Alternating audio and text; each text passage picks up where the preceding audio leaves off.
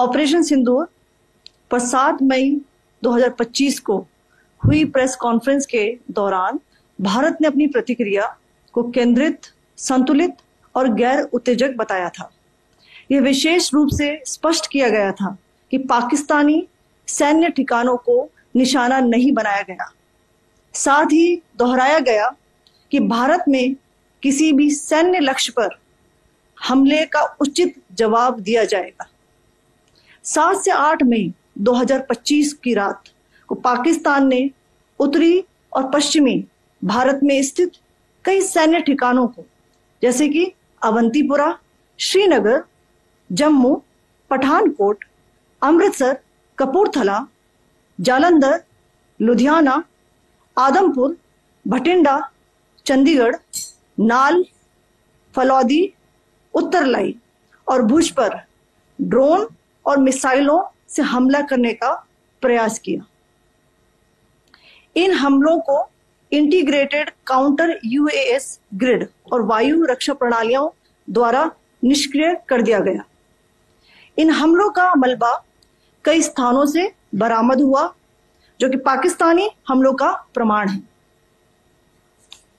On the night of 7th May 2025, Pakistan attempted to engage a number of military targets in northern and western India using drones and missiles.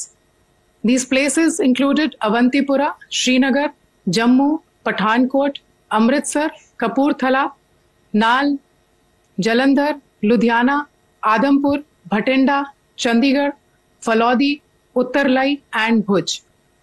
These were neutralized by the integrated counter unmanned aerial system and other air defense systems.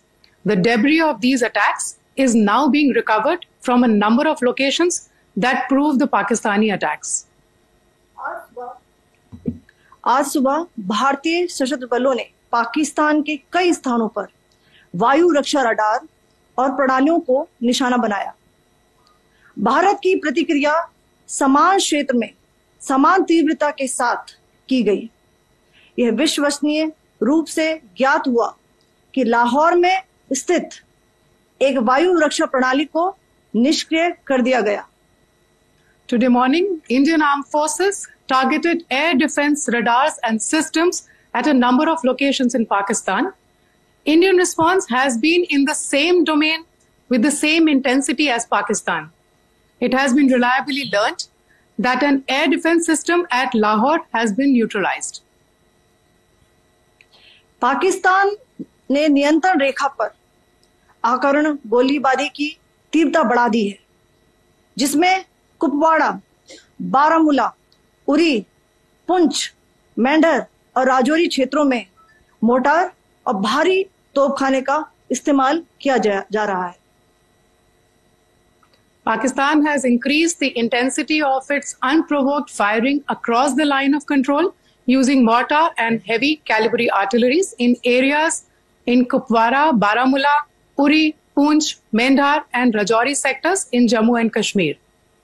16 innocent lives have been lost, including 3 women and 5 children due to the Pakistani firing. Here too, India was compelled to respond to bring mortar and artillery fire from Pakistan to a halt. Indian Armed Forces reiterate their commitment to non-escalation, provided it is respected by the Pakistan military.